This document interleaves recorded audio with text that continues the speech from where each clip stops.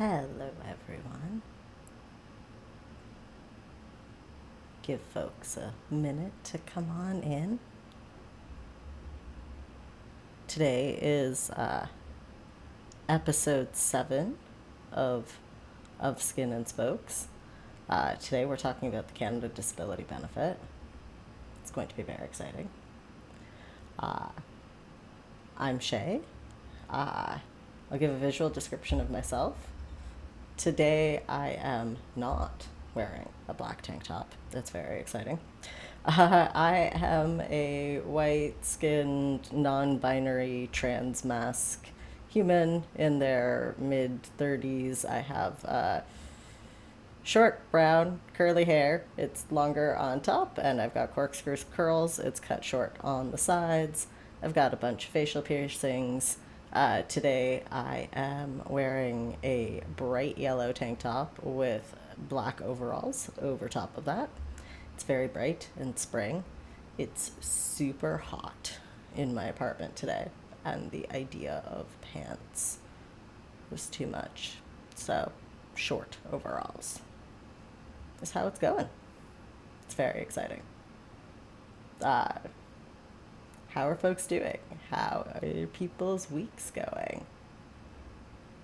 This is the frustrating thing about streaming on OBS, is that OBS is very delayed with, and sometimes I think just like completely inaccurate with how many people are actually watching.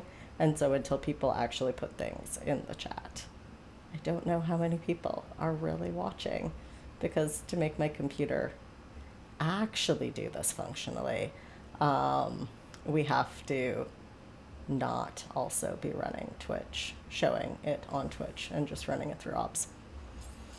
Yay! Old technology, pushing it to its limits. Fans on fans on fans. Yay! How was my week? It's been a really busy week. We got so much has happened. So, I don't know what happened. I blinked and I went from, feeling like I was doing nothing for a lot of the time to suddenly I'm like, oh my goodness, everything is happening all at once. Coming up on big grant deadlines and starting to get pieces together for that. Getting pitches submitted, building things, participating in things, getting things organized for Ready for Access. We're going to put out our information about our first professional development workshop this week. I'm very excited for that.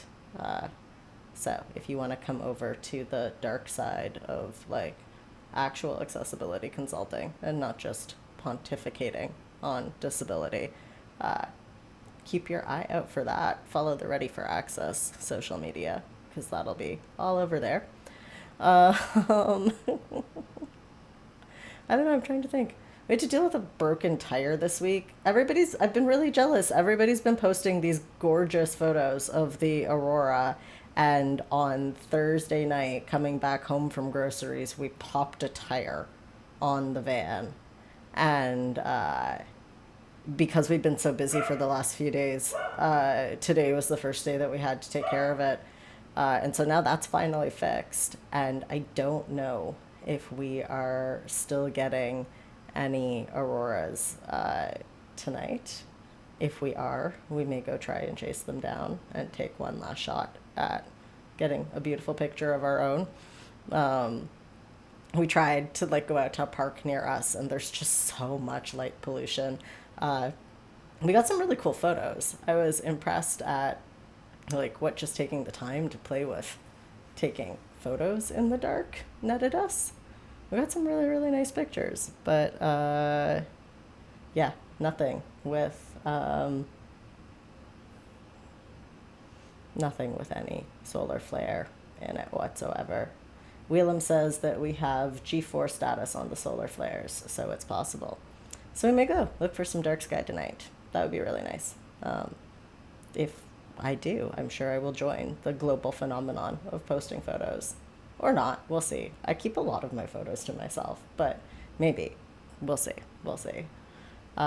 Keep an eye on social media to see which way I make my decisions. I don't know what I'm going to decide to do. If I get too busy, it will get dropped. Social media is sort of always the last priority for getting stuff out too.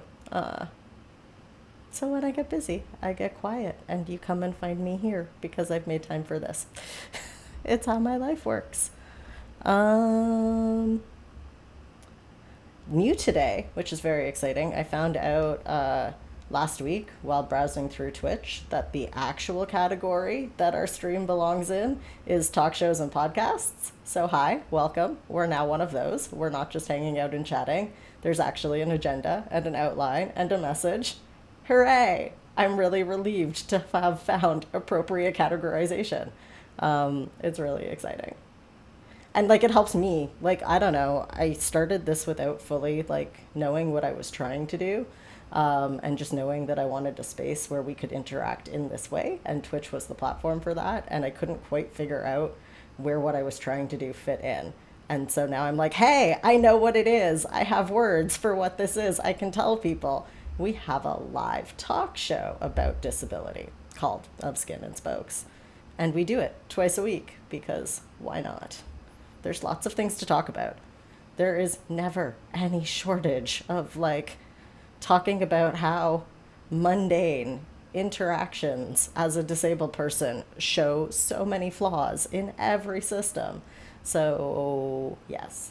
And we'll still sometimes play games. And when I'm too tired to actually deal with content, we'll play games, or we'll sometimes have like game breaks, because I think that some of these like topics are going to get kind of heavy at times, and we'll need game breaks because it's heavy and nobody wants to talk about heavy, like yucky disabled stuff all the time. We got to break it up with the exciting and good and heartening stuff too. Let's see, what else? What other announcement things? We're still doing registration for the Pushmakers live event on May 31st. If people want to register for that, I'll throw the link in the chat. Really, it's about disability dance, and specifically like manual wheelchair dance in Canada, and what we need to... It still doesn't want to let me paste into the chat, so I have to actually type it. Wow.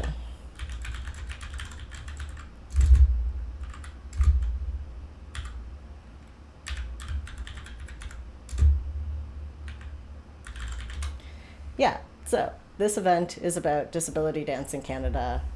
We have been we're doing a guest curatorship with Dance Makers, which is sort of a decentralized dance organization in Toronto doing some amazing work to support underrepresented dance creators.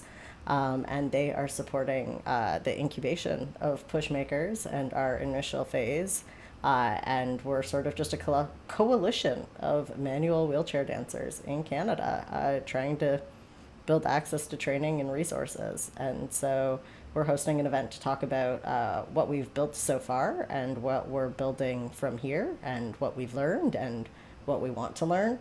If folks want to come check it out, it's going to be an hour long, run a lot like this, but with more access support. We'll have ASL, we'll have simultaneous French translation.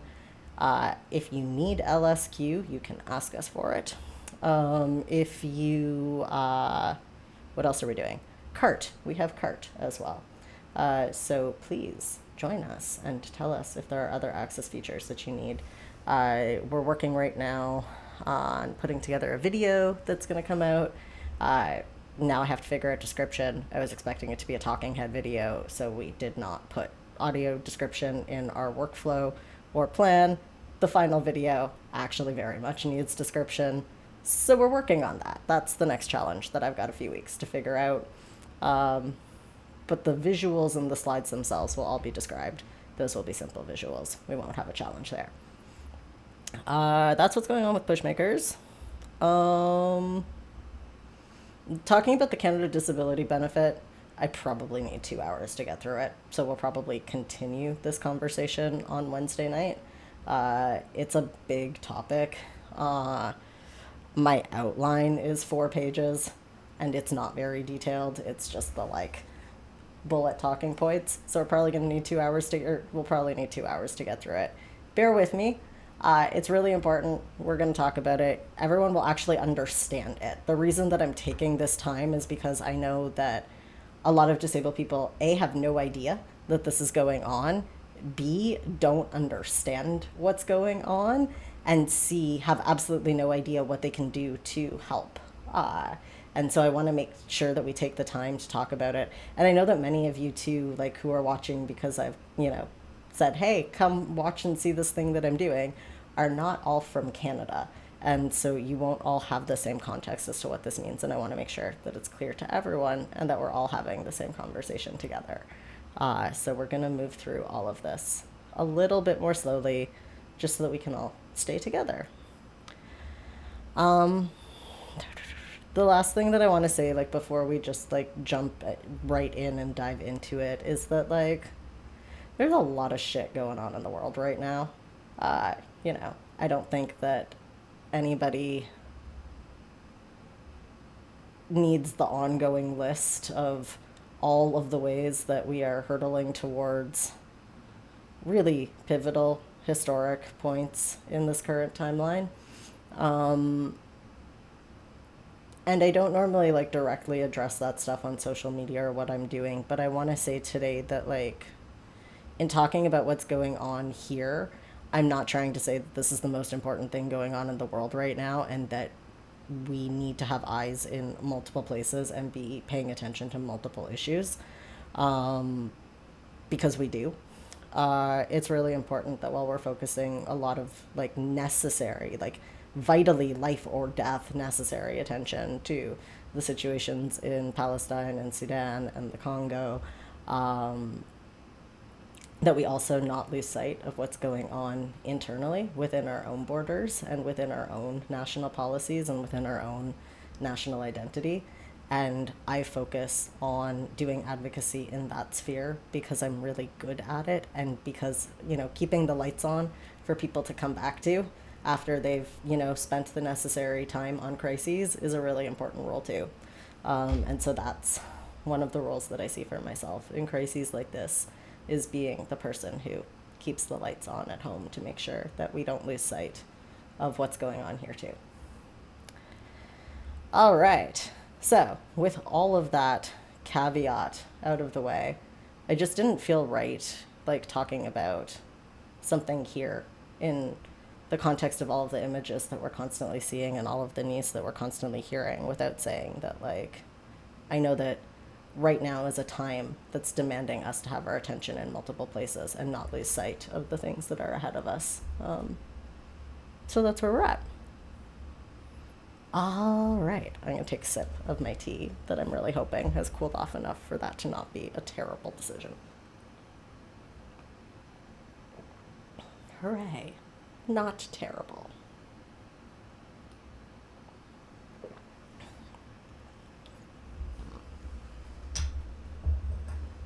Okay.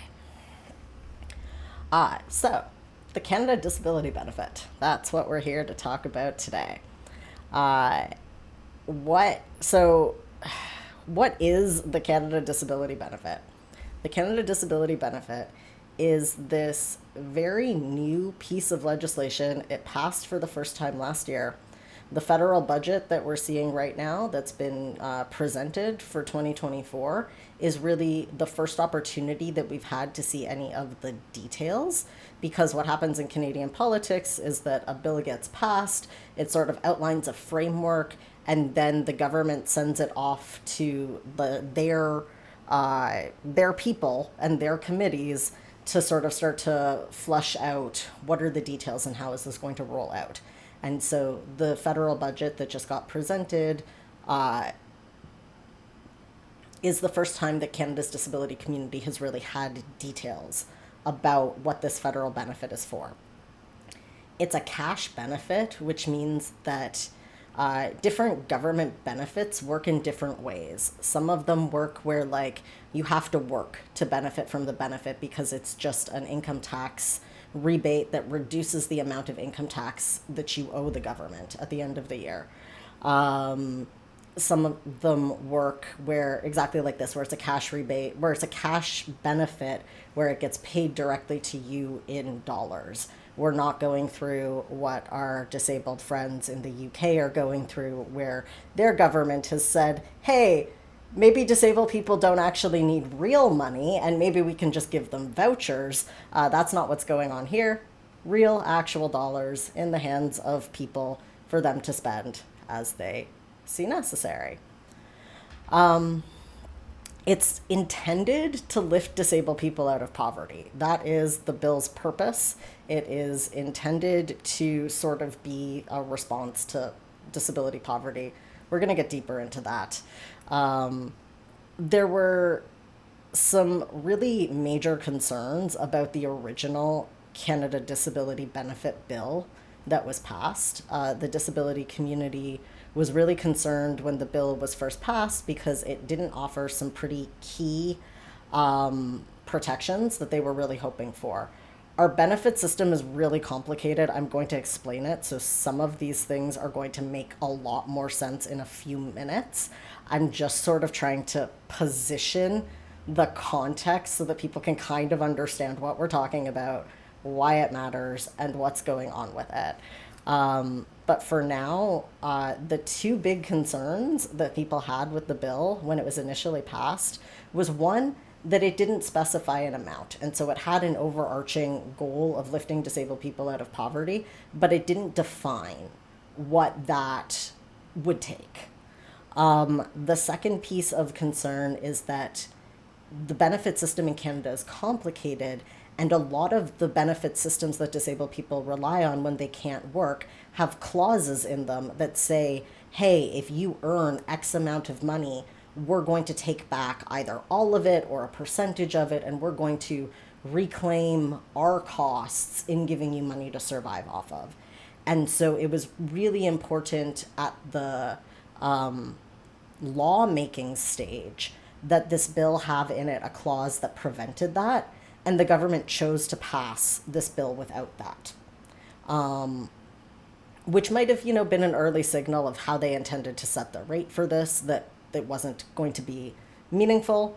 It might have been oversight. It's very common in Canadian politics that Canada's disability activism community is actually very united and clear about what their end goal is, and the government entirely ignores it.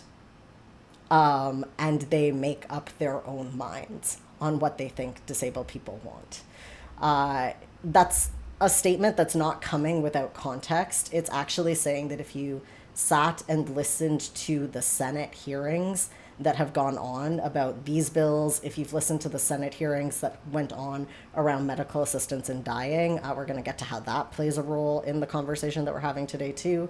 You would actually see with your own eyes that disabled people come into these conversations. They say very specific and clear things about what the disability community wants, and then the government goes and does something that a lot of the time the community is left going, were we even having the same conversation? And usually the answer is no, we're not usually having the same conversation. So the other thing that I want to sort of explain before we get into talking about some further details is also that our federal budget has been proposed, but it hasn't yet been voted on.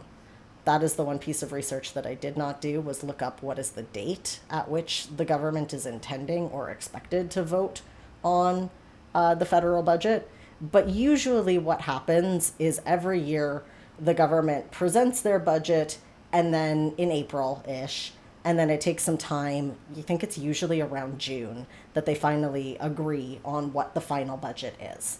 And so we're in that process. We're in the middle of that process now, where the budget has been presented, but it hasn't been finalized yet, which means that there's still time to adjust and make changes. And that's the game that happens every single year. The game that happens is the government says, hey, this is how we want to spend our money. And then the parties that aren't in power say, well, we don't think that you should spend your money that way. We have a minority government. I think we have a minority liberal government right now. I'm pretty sure that it's a coalition. I know that it's a coalition-ish government, but I think that it's the Liberals have a weak majority, and so they need the support of other parties to pass their policies. And And so there's a whole game when there's a minority government that each of the parties play with each other of like, if you do the things that we want, we'll support your budget. And so this is this is the time where all of those adjustments are happening, where all of those conversations are happening. And if you want to change something in the budget, this is the time to get that done. Which is what makes this really important in this particular window of time, and why this is a particularly like important issue for disabled Canadians right now, is because once the law gets passed, like that's like once the budget is passed, that is what it is, and it becomes a lot more difficult to change it. It's not impossible, but it takes a lot more momentum. When things are already written into the budget, it's more of a tweak and less of a like having to gain the momentum of Parliament to actually work together to do something different. Um, and so that's where we're at. Uh, it's also worth noting as we talk about this that this is a weird year for budgets in Canada. Um, So typically, you only see budgets like what the Liberal government has proposed probably once every 5 to 10 years in Canada, where there's really a big, large budget with a large focus on social spending to catch up areas of the country and areas of federal spending that have lagged behind in other years where budgets have been smaller. So this is, and you'll typically see this in situations exactly like what we're in Canada right now, which is where we're likely to have a federal election within the next year. This is a budget that's intended to like convert voters to want to keep the Liberal Party in power in Canada. And so you'll typically see budgets like this be proposed in the year before a major election where a party is worried about their standing in the election. Like the Liberals very much are concerned at this moment. And Justin Trudeau is a wildly unpopular prime minister at the moment for international viewers who don't necessarily know how Canadians feel about Trudeau. He manages to somehow unite the entire country into disliking him. It's bizarre. Uh, what we cannot agree on why we don't like him. We have absolutely no consensus on what our criticisms of him are, but he is pretty universally disliked among many Canadians of all political leanings. Um, it's wild. It's an interesting time. Um, but so he's campaigning right now hard on trying to make life more affordable for Canadians and addressing some significant like federal issues that we have, particularly around housing and housing prices and housing shortages, around medical costs and medical concerns. And so this is part of a number of initiatives to address the lives of disabled folks in meaningful ways. So, for example, we're getting a Canada Dental benefit that's a partnership, that was a result of the NDP and the Liberals working together. We're getting a pharmacare program starting to be instituted in Canada that was also a result of a coalition of the NDPs and the Liberals working together. And these are all, compromise pieces of legislation that are going to do important things for folks in some situations. And also, they could be so much more powerful than they've been designed to be right now. And they've really been designed to be sort of like middle of the road approaches to things that are actually growing to be quite significant crises in Canada at the moment. Um, so that's kind of like the political groundwork to understand what's going on, how the process sort of all works in brief, and why it's important. And now we can actually get to talking about the disability benefit itself. So, the Canada Disability Benefit is a payable cash benefit that is intended to support disabled people financially, um, to really address the like huge number of disabled people who live in like abject excess and extreme poverty in Canada. Um, as it's been proposed, what it is is their government is proposing that we give to disabled people $200 a month. A small number, a very small number of disabled people in Canada, an extra $200 a month to help with their expenses, their cost of living expenses. And it would be a permanent benefit. The idea is that it would start out with being given to disabled people who qualify for the Canada Disability Tax Credit. We're going to talk about why that's a problem. And a very small portion of them. It would be means tested. Means tested means you have to earn less than a certain amount of money per year to be eligible for it. So it would be means tested, and the income cutoff point is expected to be relatively low, with leaving, like, it's estimated to not reach that many disabled people in its first year at all. The government says that their intention is to expand it over further years, but as we know with governments in Canada, everything depends on who's in power. And just because the Liberal government today says that they intend to expand it in the future doesn't mean that, next year we don't elect a different party and those promises mean nothing, because new party, new government, anything is possible.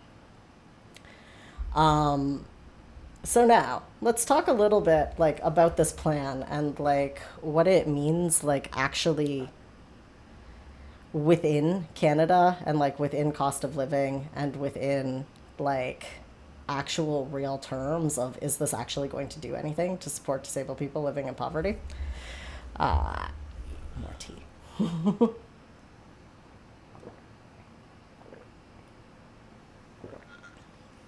All right, so benefits in Canada are a mess.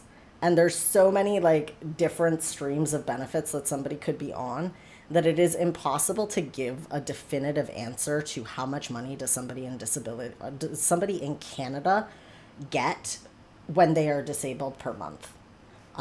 Every province, the distribution of what is a federal and national decision versus what is a provincial decision means that in general, disability benefits are set by individual provinces. They're considered part of the health and social services portfolio that the federal government will give some money to each of the provinces to institute annually. There's this thing called a annual transfer payment. Not really relevant, but if you're curious as to how that works, the government collects taxes and then gives it to the provinces and says, hey, you have to spend this on healthcare and social services. We're not going to tell you how or where to spend it in your system, but here's some money. Go ahead, have fun.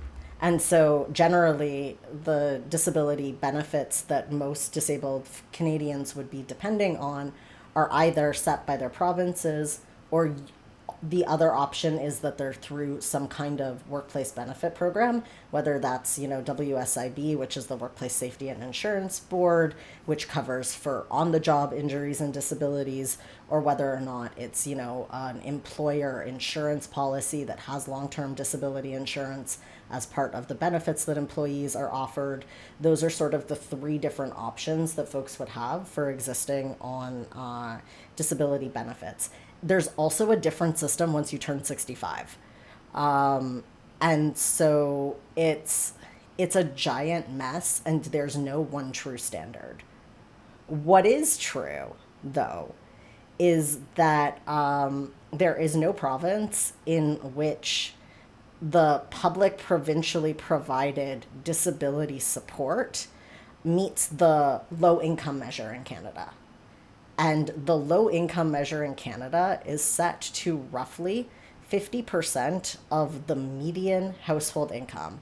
So essentially, they say, what is the middle of the road number that a single Canadian earns, which in 2021 was roughly $39,000 per year. And so they'll say, what is 50% of that? Which is just shy of $20,000. It's $19,500 if you want the exact math. And so they say that anyone who earns $19,500 per year or less is under the low income cutoff, and they're living in abject poverty, basically.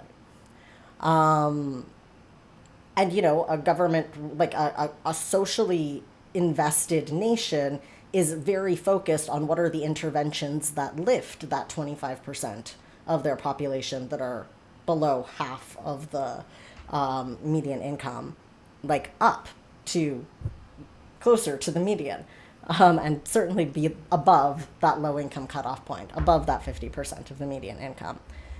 Wheelam adds, the transfer from the federal government to the provinces is all due to distribution of powers, with health being a provincial responsibility. Yeah, basically.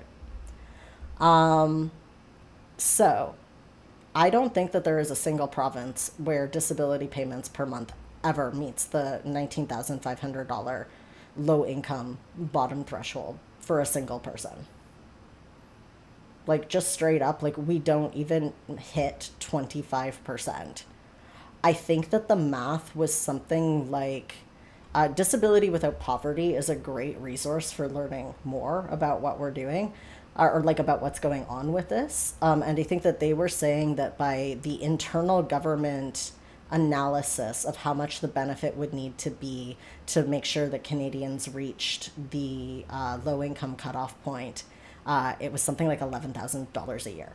Like, that's how far below $19,500. Like, we're talking about folks that are living on, $12,000 a year ish. Like, if you're on Ontario Works, for example, which is not disability, but there's a lot of disabled people who end up on it because it can be very challenging to get onto actual disability. That's like, I think shelter and food combined is $950 a month, something like that.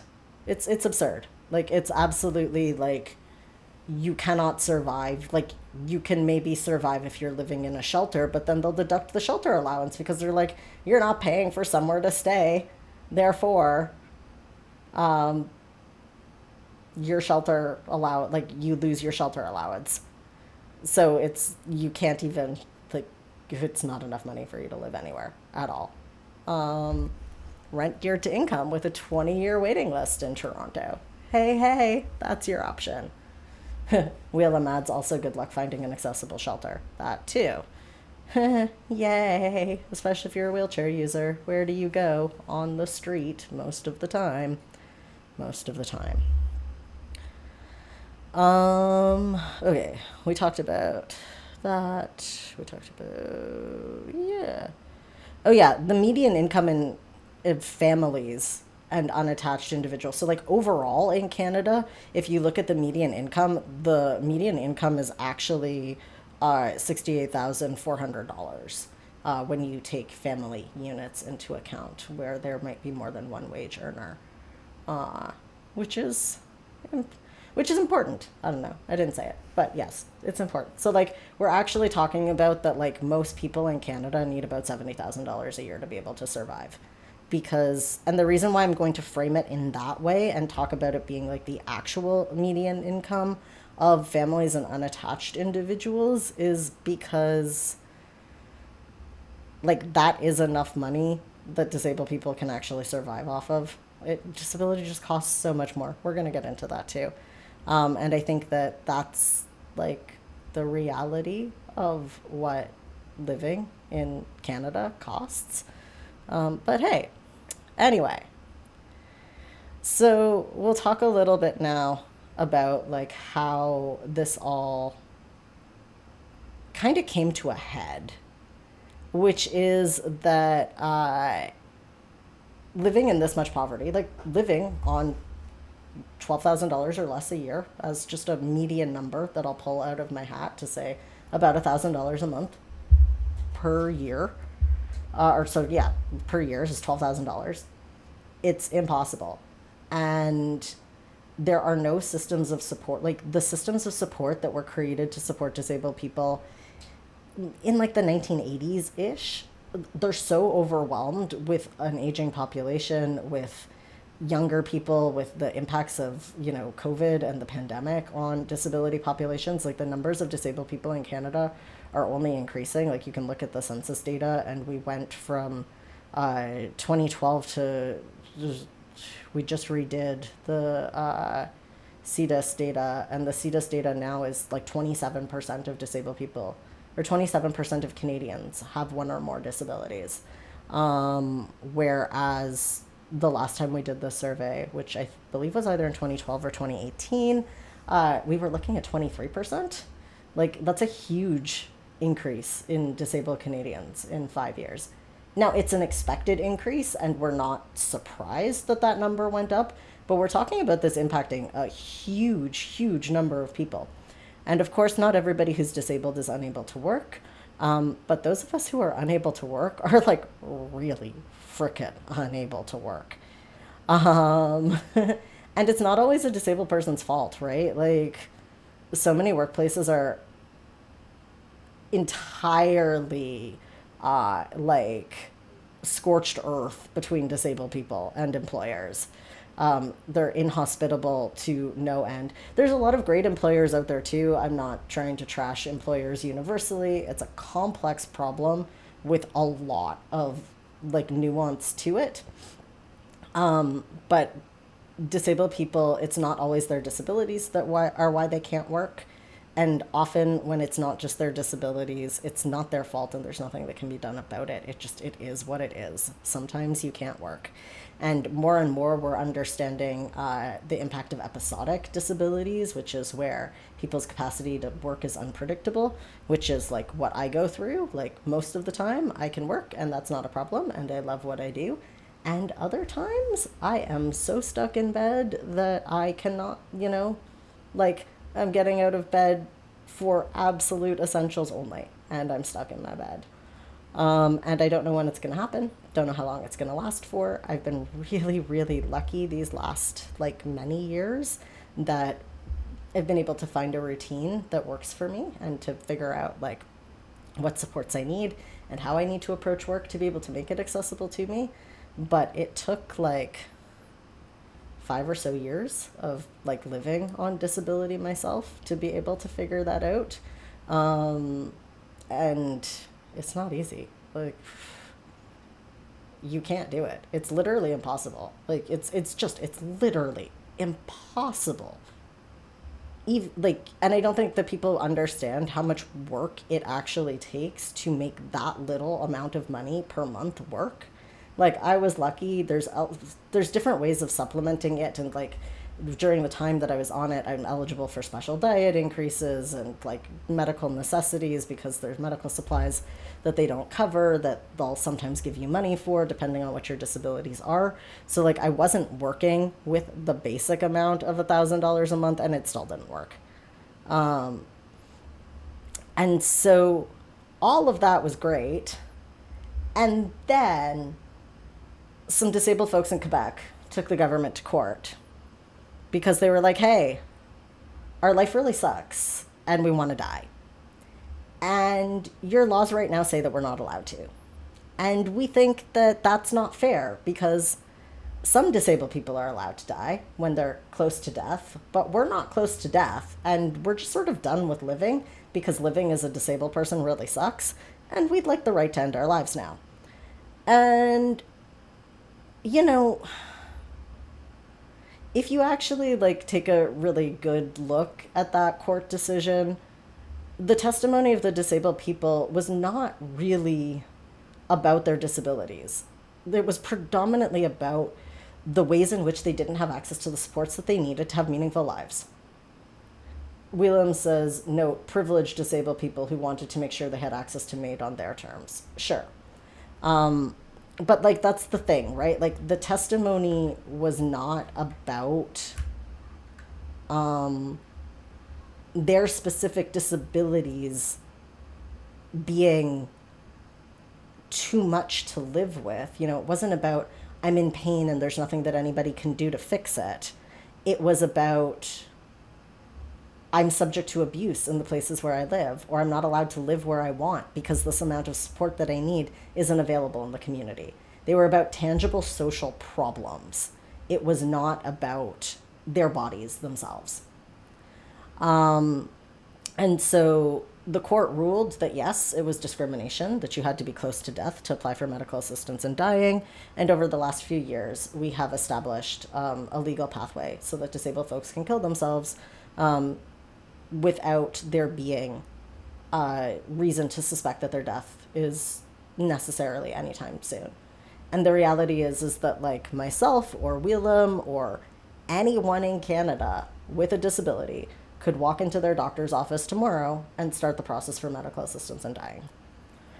And when this passed, disabled people kept saying over and over again, the issue here is a social issue, and you have to provide us the means with which to have a meaningful life where we are included in our world before you give us, like, it can't be, if you don't like the way that this world is, here, go kill yourself. Like, that's you have legal obligations under international law to do better.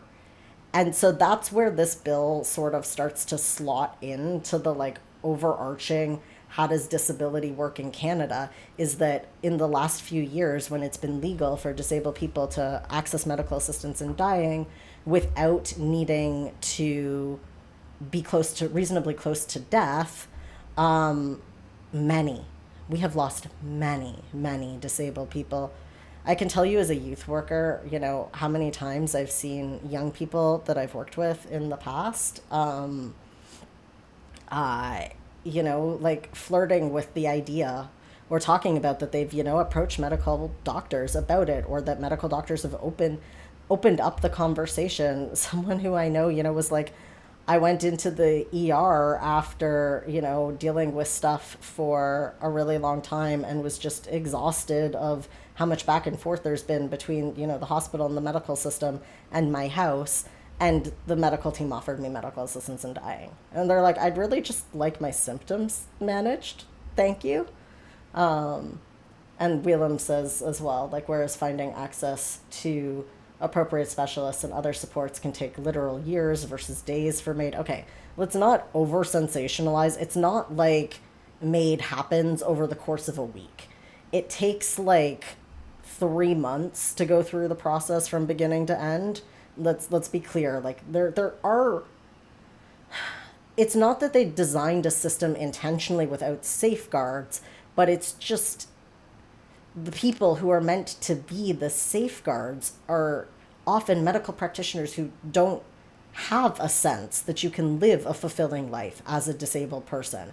And so they are more likely to be biased to tell people or to accept a narrative that a disabled life is not worth living, and then continue on the referral process. This is not every practitioner. We've got a number of good practitioners who are speaking out against this, who have said, you know, I'm counseling patients and I've seen patients who are coming to me with this concern, and I'm appalled that this is the situation that they're forced to choose between. But these doctors who are randomly offering it to like near strangers in the ER, yeah, this is not how this is meant to go. This is not how this is meant to be. And this is how disabled people have said it was likely to be used in the medical system since before these laws were even passed. And Whalem adds, and people who have explicitly decided on MAID because they didn't have access to appropriate resources. Absolutely. You don't have to look far on social media to see many stories of disabled people who have made those decisions, or who have set deadlines, who have said, like, this is the day that the money runs out. So this is, I guess, the day that I die unless something else happens between now and then. And they, like, feel that, like, you know, like, boot coming down on the back of their neck, that they're on a timeline that's going to run out. And so, like, Canada has come into, you know, quite a bit of, I guess, ire. Like they provoked some ire from the UN for how this is all rolled out. Like, the UN has a special rapporteur. We're supposed to have updates because we're a signatory on the UN Convention on the Rights of People with Disabilities. Like, we've signed an international treaty that upholds a particular minimum standard quality of life for disabled people and identifies them as groups that require special resources and special protections.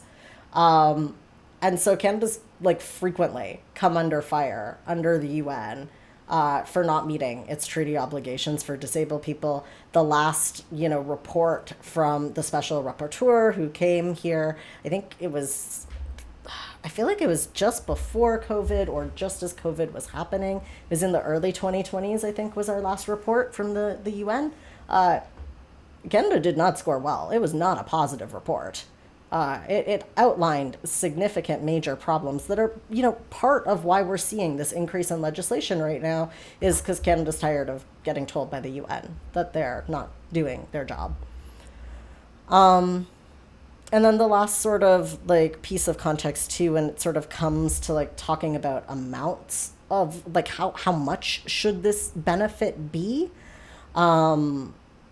There was a precedent sort of set during the early stages of COVID where we had a temporary benefit that was meant to be a temporary income replacement benefit set higher than typical unemployment insurance that was really looking at what the cost of living was for a family at this moment in time when everybody collectively was suddenly removed from their resources and had like that financial world sort of rocked out from under them.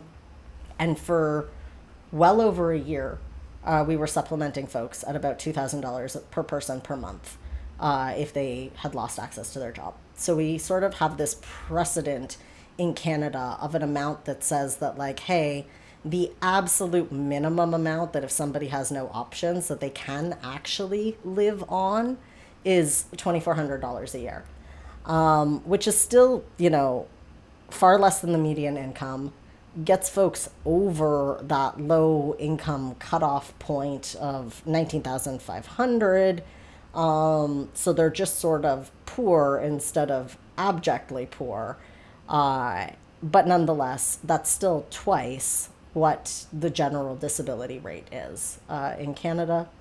And so folks were really hopeful that when this budget was tabled, we would actually see like a much broader implementation of it where there were far more people who were eligible. And we were expecting to see an amount that was like much closer to $1,000 a month as sort of a starting point. And so the reception has been widely condemned by organizations having anything to do with poverty or disability throughout Canada. Some of the prominent organizations are Disability Without Poverty and the Ontario Disability Justice Network. And folks are pushing really hard to try and get it up to $1,000 a month at the moment. That's the big activism that's going on. From my perspective, though, like, I don't see a world in which it makes any sense to set this benefit as anything less than tied to the median income in Canada. I understand that we need to find some kind of objective and fair way to set what is this benefit going to be, but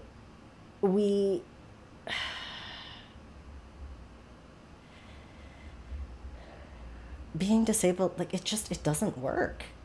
Even on $24,000 a year, it doesn't work. Housing alone in Toronto, like, if you don't need accessible housing, if you we qualify, like, we're an affordable housing unit at the moment. We make above the median income, and with our added disability expenses, it still doesn't work. An extra $200 a month, Wheelam and I were like, how fast could we spend that? Like in on a disability related need, like in 5 seconds, $1,000, like, I'm jumping sort of to the conclusion, but we're almost at the end of our hour. I'll probably keep going a little bit, but, like, I don't understand how this is supposed to work at all on $2,000 a month. Like, you can't rent so many disabled people need to live by themselves Like, living by yourself is a legitimate access need. For real. Your own space is a full access need. Your unaccessible unit is predominantly only available on the commercial market. Like, there's not a lot of, like, if you're struggling for money, like, sometimes you end up in somebody's basement apartment because that's what's affordable to you to rent, or you end up in a tiny bachelor. If you're a wheelchair user, you can't be in a tiny bachelor, especially not if you have like other medical equipment. Like, I'm a type 1 diabetic, and the amount of space that my diabetes supplies takes up is no joke in a small footprint apartment. Like, supplies get crammed into whatever corner we can find because there's not space for them. I can't imagine being in a small bachelor with just the volume of medical equipment that has to be kept around. You don't have space to, like, this is how all of this like slots together, right? Like, we were talking about the cost and of like what's the difference between putting a paved pathway on a hiking trail versus asking every wheelchair user to have a hiking wheelchair if they want to go hiking. Now you're going to tell that same wheelchair user that they need to live in a tiny bachelor apartment because that's all that they have access to. Where are they supposed to put that hiking wheelchair? Where are they supposed to get the $6,000 that a hiking wheelchair costs, or a power assist costs? I mean, in Ontario, power assists are covered for some people, not for everyone. And this is the thing, right? It's for some people, it's not for everyone. But the ways that we define who the right people are so broken.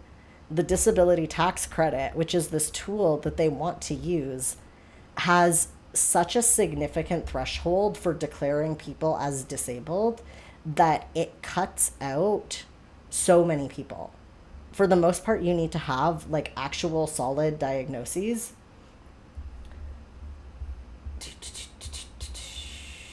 Wheelam says apparently 22.8% of the average family income is $7,634 a year, which is really averaging out so much because the top end is going to be much higher.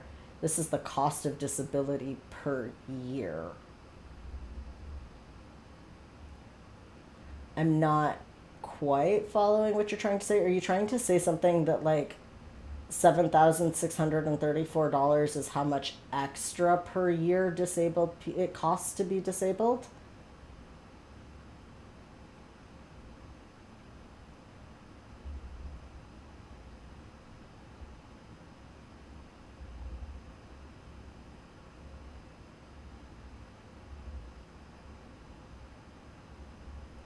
Okay, yes, saying that that's also, Willem says yes, but also saying that that is really lowballing it.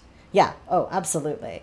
I mean, I could start, I think I like did some rough math as I was preparing my notes. We're like halfway through my notes right now. This is why it's going to be a 2-hour conversation. But the like, later on in my notes, I roughed out some rough math in my head of just like what are some of the disability related purchases that Paulina, that Wheelam and I are putting off at the moment. And it's something like if somebody dropped 50K in our laps, like that's probably about, and actually we could probably spend more than that because we haven't done any fitting or adapting of our van, and adapting a van is usually a $30,000 enterprise. Something along those lines, to be able to put in a functioning ramp and change out the interior on a standard side van to make it accessible. So, when we're talking about like even just taking the idea of a car, right? Like, you need a car modified for disability.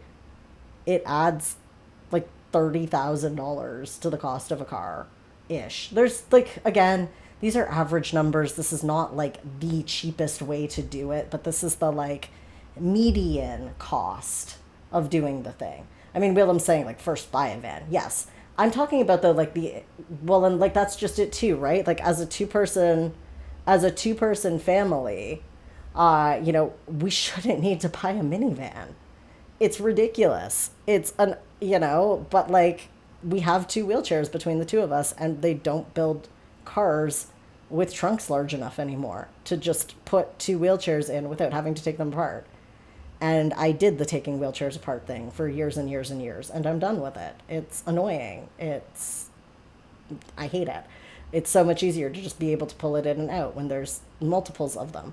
So where someone else might be able to buy a $20,000 or $30,000 vehicle new, you're a wheelchair user. Congratulations, you get to buy a van, which is $50,000 right then and there for the van itself. And again, like new-ish within recent to the last 5 years, let's say, because the cost of automobiles is skyrocketing in Canada at the moment as well.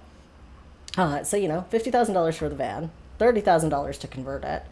Then we've got a car that we can use for 5 years, but then, like, what are the inflated costs of upkeep on a van versus on your, $20,000 sedan? There's a difference. It adds up. $200 a month doesn't fix that adding up at all. And that's one example out of like 10 that I could pick from like the top of my head. Like let's talk about just like a table, right? Like a computer table. That I'm sitting, like I'm sitting at a $1,000 setup in terms of how much it costs for the desk and the screen mounts and the mounts for everything so that everything can be height adjustable and go up and down and be what I need it to be on different days and in different positions versus, like someone who doesn't need that kind of adjustability or it doesn't sit at different heights. You can buy a desk used for $50 if that's what you're working with. Like if those are the resources that you have. But a $50 desk isn't going to be functional for me unless I can really luck out and find one that is both somehow designed for children because I am short and huge because I need a lot of space for my setup. So instead I end up with $1,000 of a desk setup because that's how it works. Or the non-essential, come on, brain. Like I did the math and I said, like, in all honesty, just in keeping up with regular ongoing disability expenses, never mind dealing with the queue of backlog of equipment that we need or that we want, it's something like $2,000 a month of uninsurable disability expenses. Things like grocery delivery, mobile service for we popped the tire on the van. It was a million times easier to have somebody come here rather than faff around with putting the spare on to take it to the tire shop to get the tire patched. Right? So there's like, in a single day, you can blink and need $200 for a disability expense. We talked about the cost of continuous glucose monitors a few weeks ago. And that's the same thing too, right? Like it's not any different. $200 is not $200 is eaten up by the cost of grocery price inflation in the last 12 months alone. Right? Like we're getting people we're giving them money, but they're ending up further behind. Like we're giving disabled people money. And they're just ending up further behind. This budget will just result in people being meaningfully further behind than they started because it doesn't even come close to accounting for like the erosion of the value of dollars, which is also like the problem with private disability payments too, right? Like if it's 80% of your wages when you stop working, that's probably okay for the first, 5 to 10 years. But where are you at if that's 15, 20 years, 30 years of your life that you got disabled enough to be declared that you can't work for the rest of your life in your, 20s or 30s, which is when a lot of disabilities pop up for people, particularly the chronic illness type. Or when they finally get diagnosed after they've been issues for someone's whole life. At some point, where Whelan was talking about, it taking years to find specialists and have appropriate diagnoses.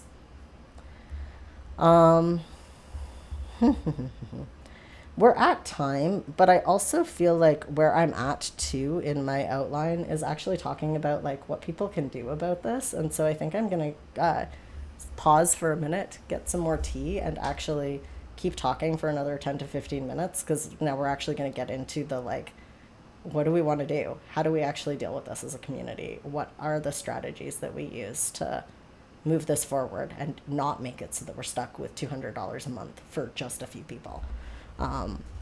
So give me a second to do that, and then let's have that conversation.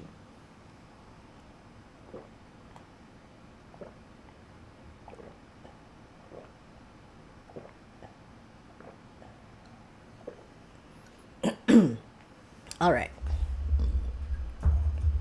So,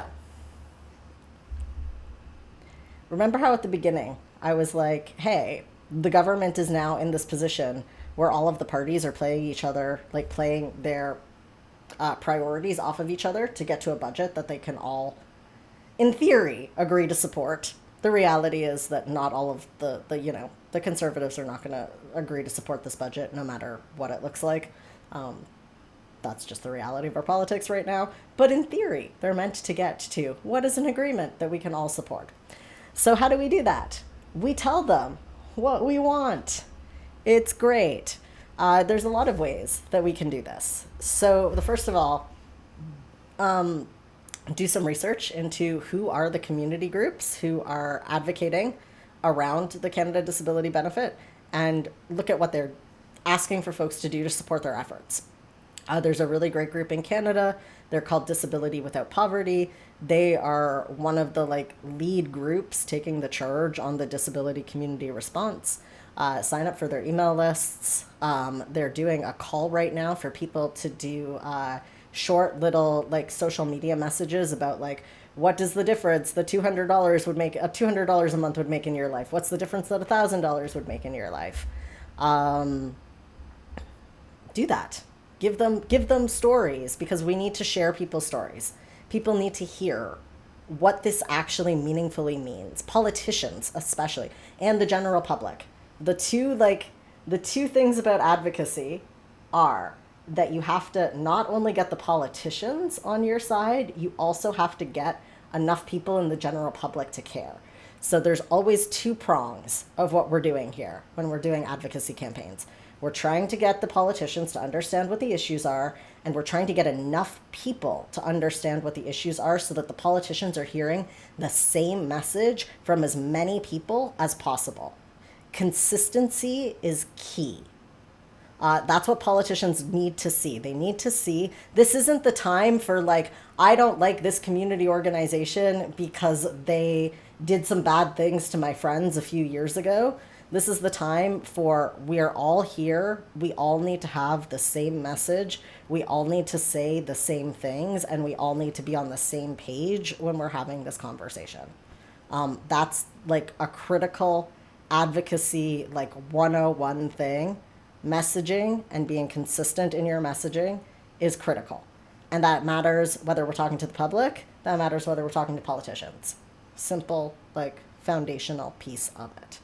So one of the easiest ways to do that is join on to the existing campaigns that other organizations are doing, because then for sure it's going to be the same message. And the other thing is that like we can all be politically active and engaged citizens. It's scary, but we can do it.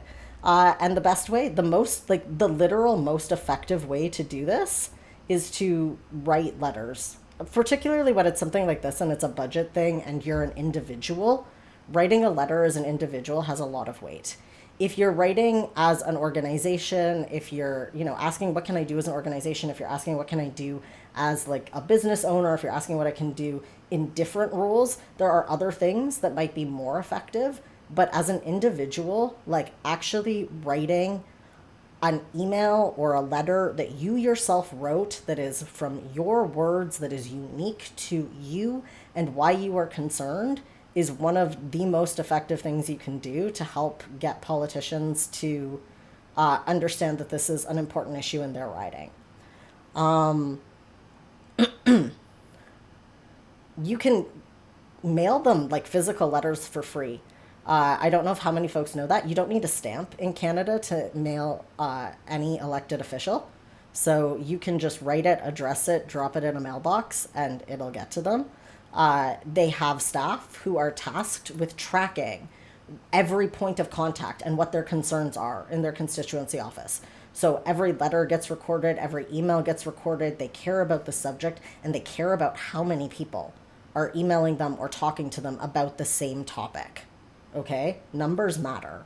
Numbers really matter. If they hear from one person or two people, they're like, okay, some people care about this. It's another day that ends in Y. If they're suddenly hearing from 2,000 people about something, they're going to sit up and pay attention to what is going on. So we write them letters. That's a big part of what we do. How do you write an effective letter? You need to tell them why it's important to them. You need to tell them how it makes like our country a better and stronger place. Wouldn't Canada be so much of a better place if disabled people felt safe knowing that like if something happens to them, they're going to be able to survive? Do you know how much stress that would relieve across the country? Because right now, that's not the story of what disabled people are telling. Disabled people don't know that they're going to be safe. Disabled people are not surviving. What kind of a country could we have if disabled people had what they needed? Isn't that a great vision? We sell them on the vision. Wouldn't it be wonderful? How many we can pull from statistics, right? Like we know we have a universal income pilot project in Canada. We know that giving people money, they use it for education. They use it to improve housing. They use it to improve their access to opportunities in the long term. Giving folks money is proven to actually reduce their reliance on government benefits in the future. Supporting people when they need support helps them move through that time when they need support until they can actually function independently again. And even if that is never, it costs the system so much more to support someone who they've let get into such a destitute place that they are in an abundance of crisis. It costs many, many, many times the amount that they would spend in preventative care. It is always cheaper to prevent problems than give money, throw money at them afterwards. Every single time, indisputably, it's always cheaper to do things before they're a problem. So giving people money that they can live off of prevents them from becoming homeless, which prevents the I think it's something like, I think statistics were showing that it was something like between $60,000 and $100,000 to take a single person who becomes homeless back into being housed and stable again. When if we're giving them $24,000 a year out of government money, we can support that same person for 4 years without them becoming homeless in the first place for the same amount of money that it takes just to move them from street into housed the first time. And we know that with homelessness, often it's more than once that someone undergoes that process of becoming housed and unhoused before they truly find stability in Canada.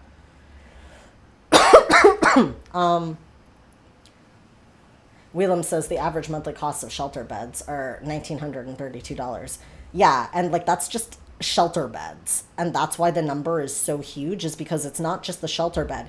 It's what's the day program that they're involved with? What's the employment program that they're involved with? What are the complex medical intervention services that they require?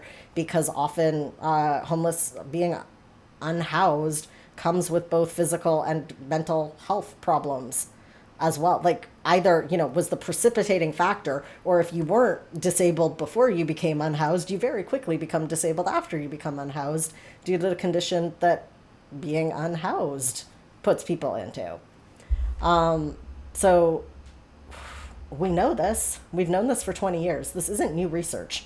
This, by the way, is research that's been consistently proven for the last 20, 30 years. I've been having these conversations with people since the early 2000s. This is not new.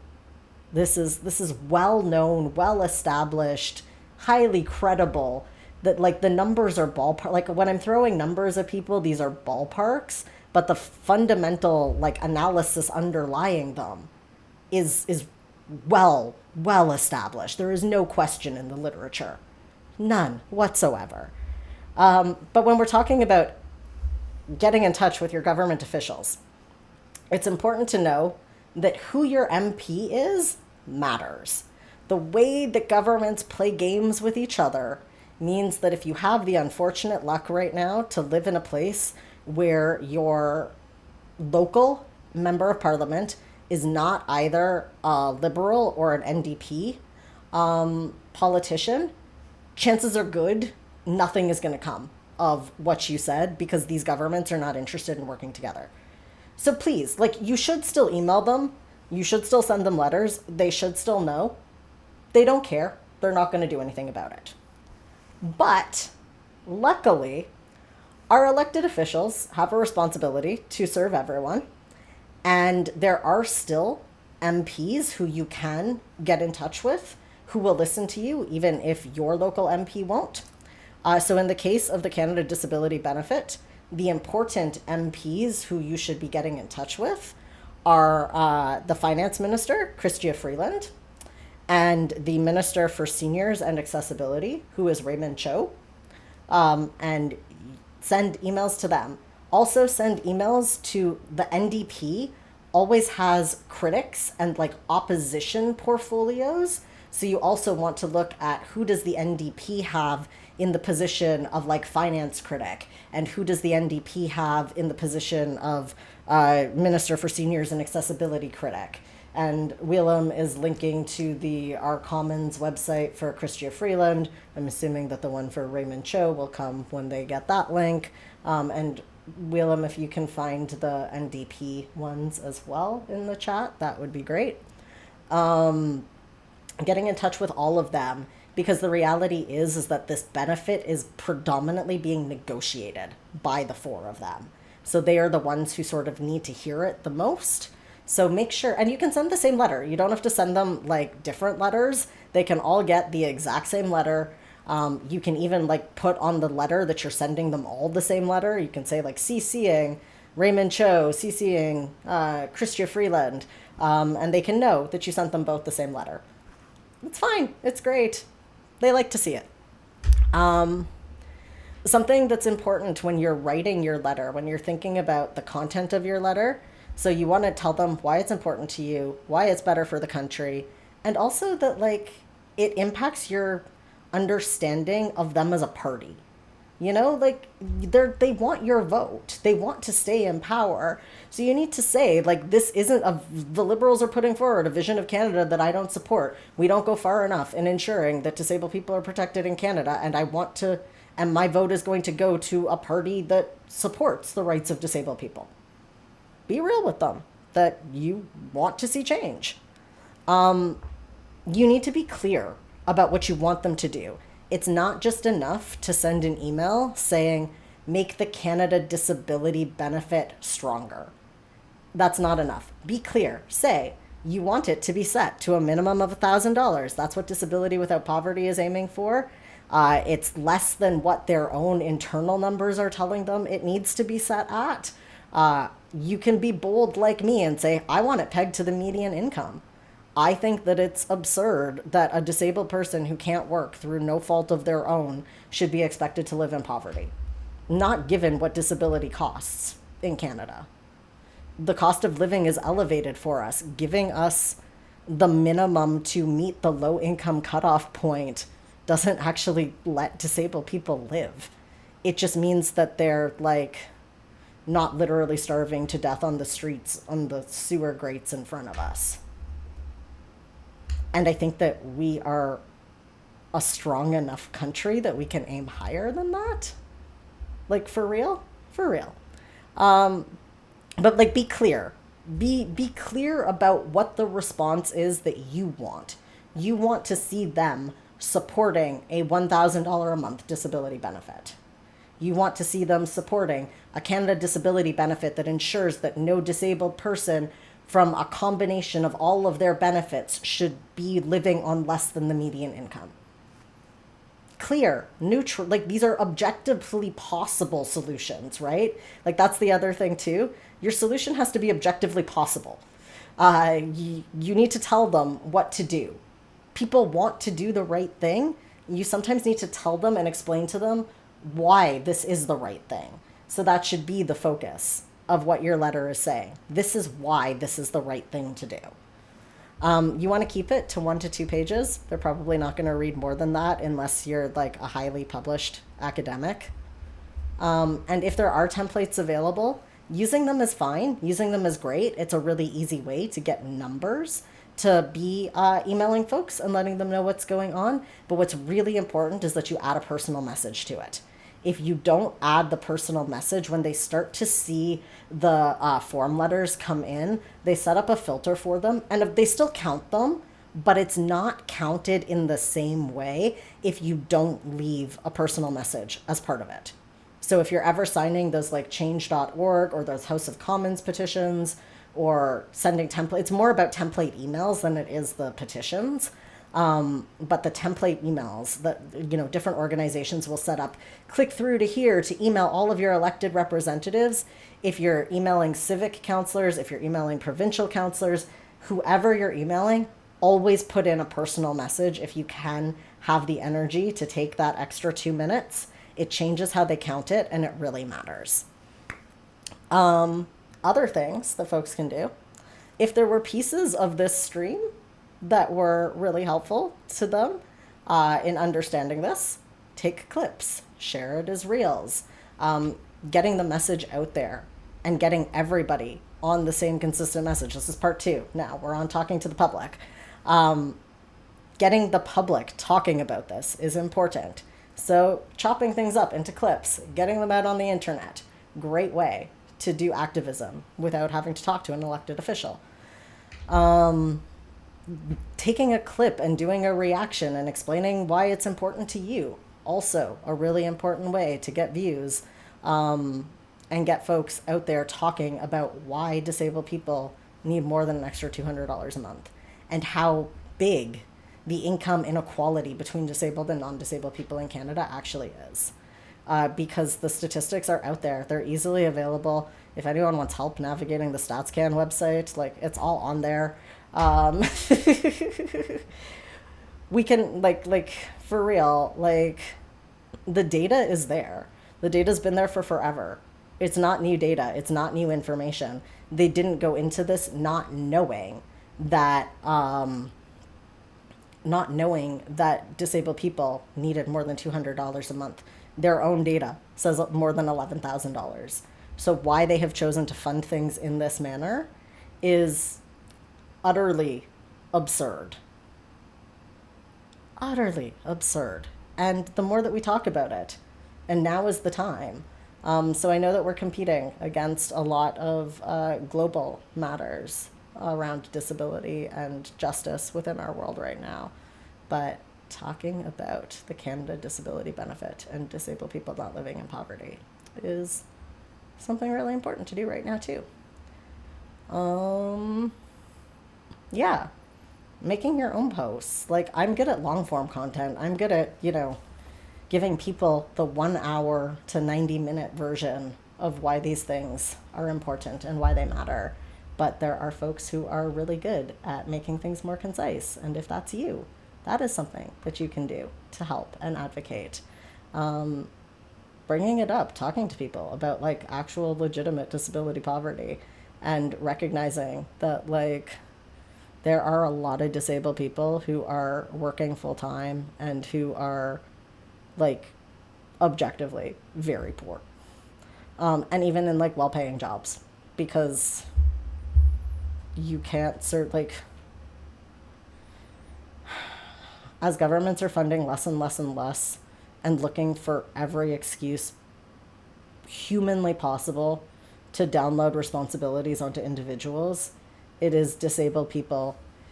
Like, I can't even, the number of medical fundraisers that we've seen in Canada in the last 10 years, and we have socialized healthcare, but of people who have out-of-pocket cancer expenses, out-of-pocket, out of work because of surgery expenses and not working in jobs that have benefits for the time off, and sick leave only EI sick leave only goes so far. People are very financially on their own in Canada. And if that's what we're going to expect, then we have to give people the financial means to be on their own and make their own decisions about where they need to spend their money. Yeah, I don't know. I think I'm out of things to say about this. Wheelam says, out of pocket, you need a power positioning chair for new disabilities just after getting a covered manual wheelchair.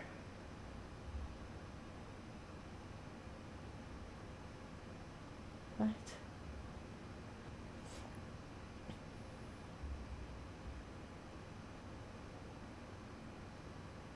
I don't understand where you're going with that, Wheelam. Yes, in terms like yeah, like Willem says my power chair. And so like yes, like in terms of like real things, like like last year Willem went through a period where we had just taken delivery of their new manual wheelchair and their disabilities changed dramatically and rapidly and virtually overnight they found themselves needing a power chair when they had never needed one before and like having to scramble to put together funds. Like we had to put together a GoFundMe. Oh, this is how it was relevant. Yes, this makes more sense now. We had to put together a medical fundraiser to cover unanticipated medical expenses, even within the last, like, basically 12 months. And even still, like, we haven't managed to get all of the medical equipment that was needed at that period of time. And we've just been making do without it. Like, there was a point in time where we had an OT come in and actually like assess our bedroom because Whelan was having a lot of trouble getting in and out of bed. And the OT came to the conclusion that there was literally nothing we could do with commercially available products to make it safer because of the setup of our unit. Like, you couldn't even get a lift into our bedroom if you wanted to. And it was necessary at that point in time. And it was like, no, you need, like, the best that you could do is a hospital bed in the living room. Or replacing our bed with an adjustable bed, which is like $10,000 on either the medical or commercial market to get a bed that sleeps two people that has power positioning. And again, like, disability stuff always assumes that it's only one person that's disabled. So, super easy to get a medical bed for one person. Even if you're on benefits, you can usually get benefits to cover a positioning sometimes. It's not usually, it's complicated and it depends. But like in the instance of like what we were going through, we would have been able to get insurance to temporarily cover a single hospital bed. But why should we have to sleep apart just because one of us needs more support in bed temporarily? Like, seriously? Seriously.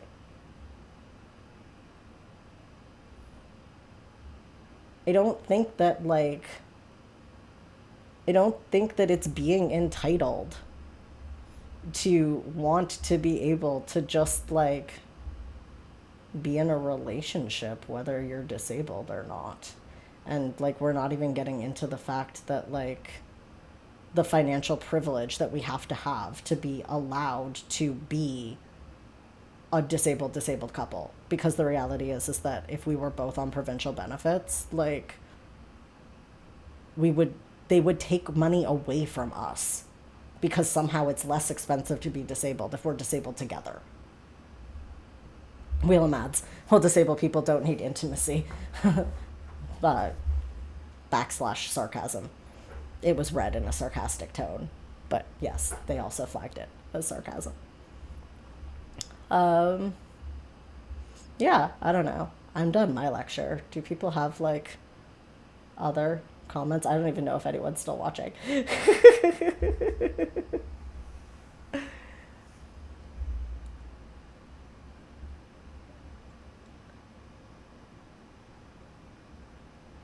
All right.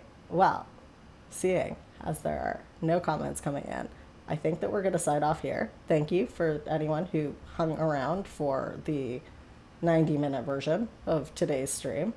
Uh, we'll see where we go on Wednesday.